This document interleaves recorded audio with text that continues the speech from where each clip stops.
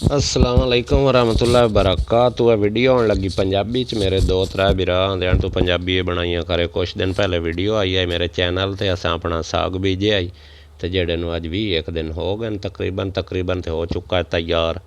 ये तोड़ लिया गया तो इनू जी पकाया जा रहा। साग चंगी तरह कट लिया, पालक भी नाल लैन दी एक गड्डी मिली है इतों बनी होंगी अंदाजे की ना एक 50 रुपये की। तो इनू चंगी तरह धो लिया गया क्योंकि इस दे उत्ते ना होंदा मिट्टी शिट्टी गट्टा वगैरह होता है ना। और इसको अच्छी तरह धोया गया। धो के ये साथ में सब्ज़ मिर्चें मंगाई गई हैं और साथ में ये साबित लाल मिर्चें भी। तो वीडियो पूरी देखनी। हम गांव में कैसे बनाते हैं साग। ये मिट्टी दी हांडी है जड़ी ये बड़ा मज़ेदार बनता तो साग बनता इस तरह की हांडी है। इस तो बिना बाकी बर्तनों तो बनता भी नहीं। लकड़ां दी अग ते साग हुण दो मांज के पाया जा रहा है हांडी दे विच। पानी उबल चुका तकरीबन अग हेठ मारी पई है सट्टां। ते वीडियो पूरी वेंदे आओ तो यह भी दसना मेरी वीडियो पंजाबी चंगी लगी है या मैं वो उर्दू कंटिन्यू रखा मज़ीद आने वाली वीडियो। मेरा जवेद बिरा तलीम की दुनिया चैनल उन्हें मैंने बड़े बार आंदे कि वीडियो पंजाबी बनाइया कर। साग पाया जा रहा है तो वेखना है जी असी गाँव किस तरह बनाने साग। अच्छा जी, ये डाला जा रहा है साग और पालक हांडी में उबलते हुए पानी में। सिर्फ अभी पानी में साग पालक दोनों मुकम्मल डाल दिए जाएंगे। हुण वारी लग गई है पालक शरीफ दी। असी तो कहने हैं पालक शरीफ। ये भी तकरीबन असी तो इत्थे अपने खेतों खुद ही गढ़ लें। मिर्चां भी असां अपनियां गड्डियां हुई ने सब्ज़ ते पालक भी अपनी ते साग भी अपना ते मिट्टी दी हांडी भी अपनी ते लकड़ां भी अपनियां ते कोई खर्चा 1 रुपये का नहीं।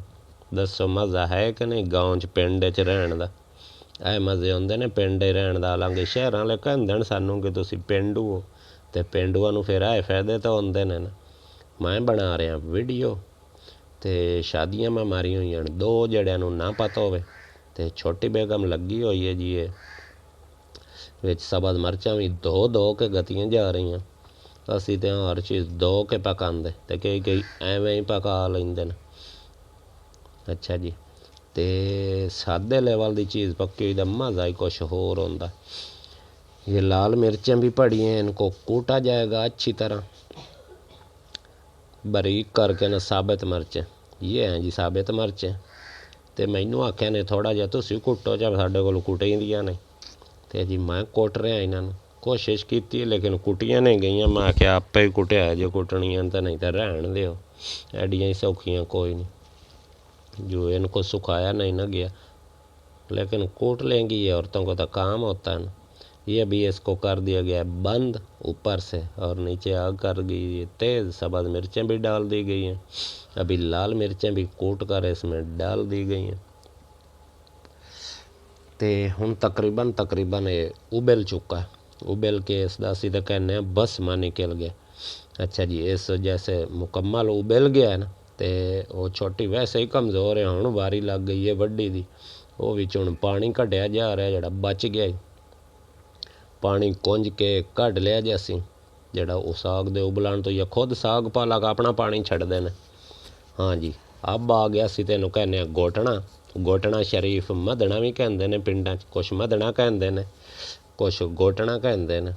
असी गोटना ही कहने या मधना ही कह देने। हसबे ज़ायका नमक अब डाला गया, मिर्चें तो पहले डाल दी गई थी। और इसमें जो थोड़ा बहुत पानी रहता है ना उसे सुखाने के लिए इसमें ना देसी आटा भी इस्तेमाल किया जाएगा। थोड़ा आटा डाल के ना इनू मुड़ गोटिया जासी ताकि वह पानी अच्छी तरह। आटा इस वास्ते पाना है कि आटा भी पाया गया देसी आटा जिससे रोटियां पकाते हैं। आटा इस वास्ते पाया गया कि इसका ना पानी अच्छी तरह खुश्क हो जाए। जड़ा विच पानी पाया होंदा साग तो आटे नाल पानी खुश्क हो जाता तो गोटिया जा रहा अच्छी तरह। इनू मध के गोट के बिल्कुल नरम मुलायम ये पड़ा है आटा देसी। और थोड़ा सा डाला जाएगा पानी खुश्क करने के लिए। तो गोट के इसनू घुमा के बिल्कुल मुलायम कर लेना। जिस तरह ना मेहंदी मुलायम होंदी या मैदा आटा होंदा मुलायम तब मज़ा करेगा। और इसके बाद कुछ लोग तो एवें ही बड़ा मज़ेदार होंदा लेकिन साढ़े अद्धियां नूं घर विच ते मैनू ही पसंद है। दोबारा टमाटर दा प्याज पा के मसाला बना के उसमें भून के, यानी कि ना भुन्नी वाला कहते हैं ना, मुझे फिर तुड़के वाला आप कह लें, तुड़के वाला अच्छा लगता है। ये तुड़के वाला मैंने तो अपने लिए बनवा लिया, बाकी घर वाले ऐसे ही से खाते हैं, देसी मक्खन के साथ पराठे और इसको भी देसी मक्खन के साथ तुड़का मार के। तो ਇਹਦਾ क्या ही मज़ा है पिंड दे विच। वीडियो पूरी वेखण दा बहुत बहुत शुक्रिया, ते नाल दसना तुहानूं वीडियो किहो जी लगी है, ते खास तौर पंजाबी किहो जी लगी जिहड़ी साडी ठोस असल ज़बान है। ते आओ जी रल मिल के खाने आ, नहीं खाना तो आ जाओ, मैं लगा जे खाण, हो चुकी है शाम ही, लेकिन इस टाइम थोड़ा जिहा लग जाते हैं 2-3 घंटे उबलदे ते बनदे।